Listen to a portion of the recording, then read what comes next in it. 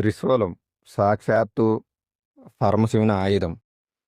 దీన్ని ఎవరు తయారు చేశారో అన్నది ఈరోజు మన టాపిక్.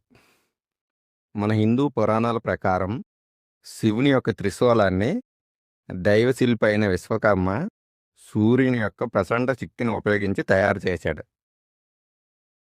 తన భర్త అయిన సూర్యుని వేడిని భరించలేని సంజనాదేవి ఫిర్యాదు చేసినప్పుడు విశ్వకర్మ సూర్యుని శక్తిలో 8 ఒక వంతుని తొలగించి ఆ శక్తి నుంచి ఆయుధాన్ని తయారు చేశాడు.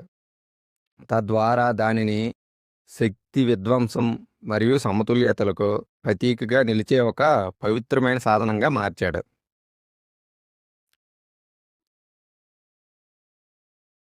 త్రిశూలం తయారీకి ఉపయోగించిన పదార్థం సూర్యుని సౌరసారం నుండి తీసుకోబడింది.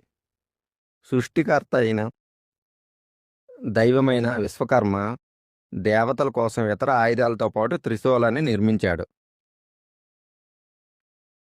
ఈ త్రిశూలం యొక్క 3 కొమ్ములు విశ్వంలోని 3 ప్రాథమిక గుణాలైన సత్వము, ప్రజోగుణము మరియు తమోగుణముతో పాటు కాలానికి సంబంధించిన 3 అంశాలైన గతం, వర్తమానం, భవిష్యత్తును సూచిస్తాయి.